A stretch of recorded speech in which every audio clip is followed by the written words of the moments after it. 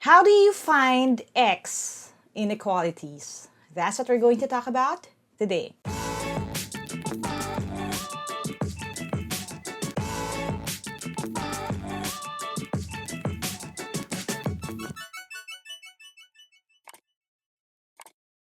Hi there, thank you for checking out my channel. Thank you for clicking on this video. If this is the first video that you're watching from my channel, I make educational and motivational content. So if you don't want to miss any of my new uploads, don't forget to subscribe and hit that bell icon. Like I said sa intro kanina, we're going to talk about finding X pagdating sa equalities. I already have a full series on inequalities, and if you haven't seen that yet, I'll just link them right here. This video right here is for you guys na medyo naguguluhan pa rin kung bakit pag nag-transpose ako nagiging negative, kapag nag-divide ako bakit both sides. Yung buong concept na yon, I will try to explain. Now, just a quick little plug before I jump into the lesson. I just want to tell you guys about yung ating online shop, selling yung Team Lyqa merch. All of those, yung proceeds dyan help keep this channel going and also fund yung ating Hope Fund that we need sa pagtulong sa mga causes like itong recent na COVID-19 crisis and yung iba pang mga sinusponsor natin na scholars ng Team Lyqa. So thank you sa lahat na kumuha ng merch. You can go to shop.teamlyqa.com for your own shirts like this and yung iba pa nating mga design, pati yung mga caps and other stuff. Thank you guys. And now that we have that out of the way, I'm going to switch over to my PC so I can explain this concept better to you guys. I'll see you in a bit. Alright, ito yung lesson natin on finding X, yung pinaka-basic na concept. And onting disclaimer lang, if in case you hear yung kulog, like that, pasensya na. I'll try to cut as many of them as possible. Pero I wanted to film this kasi kahit na medyo nagsisimula na yung tag-ulan, mas importante na matapos na yung lesson kaysa sa ma-perfect ko siya. So, please bear with me, okay? Now, dito muna tayo sa pinaka-simple na equation. We have x plus 5 equals 20. We talk about equality. So, ibig sabihin nun, equal sila. So, yung left side ay equal sa right side. And as kids, di ba, we were taught to solve equalities na walang x. Okay, walang nawawala. So, kung kunyari, simpleng 1 plus 1 lang, at yung sum ang nawawala, madali nating nasosolve. Pero once tumutong na tayo sa basics ng algebra, nagiging x na yung isa sa mga ina-add, multiply, sinusubtract at dinidivide natin. So, ano ang kailangan natin gawin when it comes to solving this? Again, the idea is equal yung parehong side. So, anong gagawin natin para i-solve ito? We have to be fair. Okay? Hindi katulad ng mga x natin, hindi sila fair. So, anong gagawin natin dito? Kung ano yung gagawin mo sa left side, you have to do it sa right side din. Now, ang longer form of looking at this is, gusto kasi natin iwanan natin yung x sa isang side. We want our x to be left behind. Kaya iwanan natin siya sa left side. Ang mga x ay iniiwan, hindi binabalikan. So, dito tayo sa x. Okay? Yung x na yan, meron siyang kakabit na plus 5. And in order for me to remove this, ang kailangan kong gawin is ibabawas ko siya sa side na ito. So, I'll put minus 5 here. And then, dahil ginawa ko siya sa side na ito, at kailangan maging fair ako kasi equal nga sila, kailangan ko siyang gawin din sa side na ito. So, ima-minus 5 ko rin dito. Okay? So, ang mangyayari dyan, you have x plus 5, tapos ima-minus 5 mo siya, magiging 0 na yan kasi ma-equalize niya ito. Okay? So, maiwan na lang yung x. Tapos, you have 20 minus 5, which is 15. Okay? Yun na yung ating sagot. X is equal to 15. Now, there are many ways to write this. Some people, ang ginagawa nila would be, we have x plus 5, tapos, dito nila isusulat uli yung minus 5 equals 20 minus 5. Again, it's actually the same idea lang din. Ako, mas leaning ako towards yung transposition or pagta-transpose, which would look like this. Kung ito ay x plus 5, equals 20, and you've seen me do this kung napanood nyo na ibang mga videos ko, ang ginagawa ko is, nililipat ko yung plus 5 sa kabilang side by flipping the operation. So, mangyayari, x is equal to 20 minus 5, and then x is equal to 15. But again, it's going to be the same answer naman throughout. Kahit ito, kasi makakancel ito, x is equal to 15 pa rin. Okay, so again, these are just different ways of writing them down. If you're a student watching this, I want you to observe kung paano siya direkta direktang tinuro ng teacher ninyo. And then, just copy kung ano yung ginagamit niyang style. Kung ganito ba, o kung ganito ba. Kasi sa school, di ba, check pati yung solution, mas maganda kung naka-pattern kayo after yung ginagawa ng teacher ninyo. Okay? Ako, ako again dito sa side na to kasi this was how my teacher taught us when I was in first year high school. Okay? Now, paano naman ito? So, we have minus ngayon instead of plus. Now, again, we have to be fair. So, ang gagawin natin would be itong minus 5. Okay, if you're choosing to transpose it like I do, yung minus 5 magiging plus 5 sa kabilang side. So, ito magiging x. Ililipat ko siya sa kabila. This will be 20, dahil minus siya dyan, plus 5. So, x is equal to 25. Now, observe na magkahawig yung dalawang equation na pinag-usapan na natin. Kaya lang kanina, plus ito. Ngayon, minus siya. Pero nakita nyo, nag-iiba yung sagot. Yun yung importansya ng pagiging pagiging very strict ninyo sa following ng process when it comes to solving algebra. Yung attention to detail nyo dapat is very good and dapat maging careful kayo sa mga signs, sa mga operations. Kasi pag nagkamali ka ng lipat or nagkamali ka ng gagawin, magkakamali yung buong sagot mo. Again, writing it down in a different way, you have x minus 5 equals 20. Tapos kung gusto mo na yung gagawin mo yung kabaliktaran to cancel it out, this will be x minus 5 plus 5. Tapos ito, ipa-plus 5 ko rin. Again, yung ginawa ko dito, gagawin ko rin sa kabila. So, ito, makakancel na ito. You have x is equal to 25. Okay? So, again, it's going to be the same answer naman. Now, dito na tayo pupunta doon sa suggestion ko. If you find na, paano nangyari yung minus 5 plus 5 tapos negative siya, tapos naging 0 siya?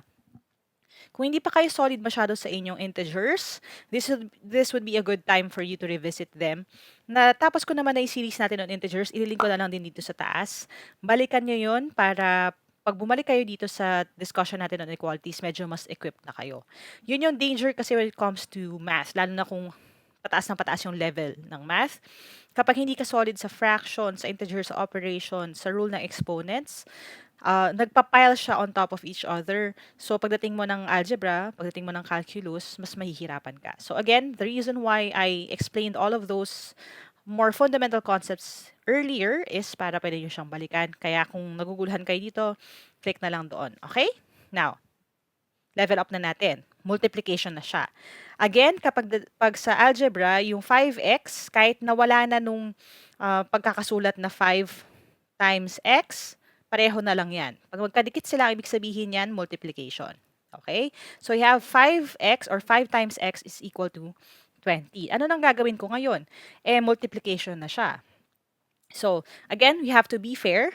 So, para ma-cancel ko itong 5 na ito, ang gagawin ko would be, i-over 5 ko siya or i-divide ko siya sa 5. Pero ito, i-divide ko rin siya dapat sa 5. Kasi again, kung anong ginawa mo sa kabila, gagawin mo rin sa kabila. So, this, maka-cancel siya, would be x equals 20 over 5 or 20 divided by 5, which is 4. So, the answer is x is equal to 4. Now, sometimes, and again, this is how I do it kasi mas onti lang yung strokes when you're writing it. Ang ginagawa ko, when I solve this, in over 5 ko na lang both sides. Again, it's the same concept. Maka-cancel ito. This will be x is equal to 20 over 5, which is 4. Pareho lang naman. Iba lang yung pagkakasulat. But, ang word of caution ko sa inyo would be, if you do this, okay, make sure na pag-cancel nyo nito, ay hindi nyo mawawaglit na gawin yung operation sa right side. Kasi yung iba, pag-cancel nito, nangyayari, kinokopya na lang. So, x is equal to 20. Hindi ganun ha. Again, kapag ito, na-solve mo na, yung 20, i-divide mo pa sa 5 bago mo kuha yung final answer. Okay? So, again, some people, lalo na pag careless, they prefer to write it like this. But it's actually the same. Okay? Yung strokes lang ng pencil or ng pen mo ang pinagkaiba niyan. Okay? Ang importante, the idea is, what you do sa left side, gagawin mo rin sa right side. Okay? Now, dito na tayo sa ganitong problem. Paano naman kung ganito? X over 5 is equal to 20. So, anong gagawin natin? Now, yung x over 5, that is x divided by 5. Now, para ma-cancel ko siya, what I could do would be to multiply this by 5. Okay? So, i-multiply, again, algebra na, pwedeng ganyan na lang. Multiply ko siya sa 5. At dahil ginawa ko yan sa kabila, gagawin ko rin siya dito. 20 times 5 din dito. So ito, makakancel na siya kasi this is going to be 5 over 5 or 1. Maiiwan ngayon yung x. Now, bakit naging ganon? Kasi yung iba medyo na-confused na paano na-cancel yun. Ganito yon. Okay, when we're multiplying fractions, di ba, kahit kunyari, 1/2 and 1/3, wala naman tayong pakialam kung pareho ba sila ng denominator or pareho ba sila ng numerator. It doesn't matter. All you do is just multiply the numerator by the numerator. So you have 1. And then multiply the denominator by the denominator. So magiging 6. So ganun din dito. Pag minultiply ko siya sa 5, ang 5 ay 5 over 1. Okay? So ang mangyayari, this will be 5x, kasi ganyan mag-multiply, over 1 times 5, which is 5. So if you notice, parang pwede mo na rin siya isulat as 5 over 5 and mumultiply mo siya sa x. Eh dahil ang 5 over 5, kasi any number na may parehong numerator at denominator is 1, pwede ko na siyang waglitin. Kasi yan ay parang 1 lang. So 1x or x na lang. Okay? Yun yung reason behind that. Again, kaya nga ina-explain ko kanina, kapag naman din may problema ka sa concept ng fractions or hindi ka pa masyadong magaling doon or hindi mo pa yun na-master, naiiwan din minsan pagtalon sa algebra. So kung gusto niyo ng refresher dun sa mga ganito, sa usapang fractions, which is something that's very handy pagdating sa discussion na ito, ilink ko na rin dito sa taas at sa description box yung ating series on fractions naman, para mabalikan nyo yun at yung mga quizzes na nandun, para mas confident na kayo the next time you tackle yung algebra. Okay? Now, dito na tayo sa ating solution. So, we have x na lang. Equal nga ngayon siya sa 20 times 5 or 100. Okay? So, the answer is x is equal to 100. Okay? Yan na yung sagot natin. Now, again, another way of writing it would be like this. So, I have x over 5 is equal to 20. Ako, ginaganito ko na lang siya. Times 5 ko lahat. So, pinasok ko sa grouping lahat, no? Yung x over 5 in 20, pasok siya. Tapos, didistribute mo na lang siya. Okay? So, didistribute mo kasi siya. This will be x is equal to 100. Again, it's the same. Iba lang yung pagkakasulat. Okay? But if you want to be careful and you want to write it like this, pwede rin. The answer will be the same naman. Okay? Now, paano ngayon ito? Now, you would notice, magkahawig man sila nung kanina, ngayon iba na yung pagkakasulat kasi nakalagay 1/3 times x is equal to 20. Now, again, you have options. One of the options that you may have would be to just treat this as x over 3 kasi yun naman talaga yan. Okay? Ang 1 over 3x ay parang x over 3 is equal to 20. Tapos isusolve natin na parang kanina. So basically, multiply ko both sides by 3. So makakancel ito. This will be x is equal to 20 times 3 or 60. Again, that is one way to go about solving it. Now, another way of solving this, again, it's the same problem. Alam na natin ang sagot is 60. Is to multiply it by its reciprocal. Now, ito ay something that you need to pay attention to, lalo na if you're solving problems kagaya ng work word problems kasi may mga fractions doon. Now, anong ginagawa natin when we solve it like that? Ang gagawin natin would be, basically, i-multiply ko both sides noong reciprocal. Pag sinabi na reciprocal ng fraction, ibig sabihin kabaliktaran nito. So, 1 over 3 siya, i-multiply ko siya sa 3 over 1. Okay? So, ibig sabihin nun, makakancel ko ito, kasi ano na siya, 3 over 3 na siya. Magiging x is equal to 20 times 3 over 1 or 20 times 3 na lang. That is still 60. Again, ibang way lang ng pagkakasulat sa kanya. Okay? So, all of these things, I'm trying lang to show each possible na way of explaining things para pag nandun na tayo sa mas difficult na mga questions, hindi kayo maiiwan or hindi kayo maguguluhan. Alright? Now, quick quiz muna tayo. Again, this is a very basic lesson, pero next week kasi it's going to be a different type of problem na. Magkakaroon na ng levels dun sa ating problems. Kaya mas maganda kung naintindihan nyo muna ito. And para hindi nyo makalimutan yung rules, again, you have to make it equal. So, be fair. Kung anong ginawa mo sa left side, gagawin mo sa right side para makancel kung ano yung nakadikit sa x at maiwan yung x sa isang side because the x should be left behind. Okay? Now, it's your turn. If you're ready with your pen and paper, your timer starts now.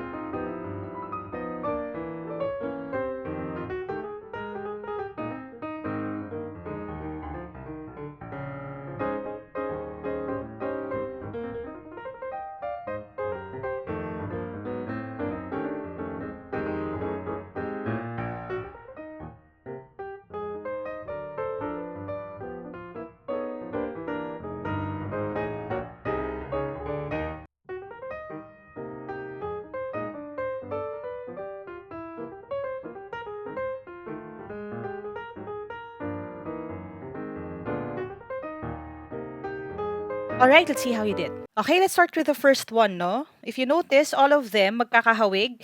Okay, and sinadya ko yan kasi I want you to see the difference pag nagkamali ka sa kahit isang step lang dito. Okay?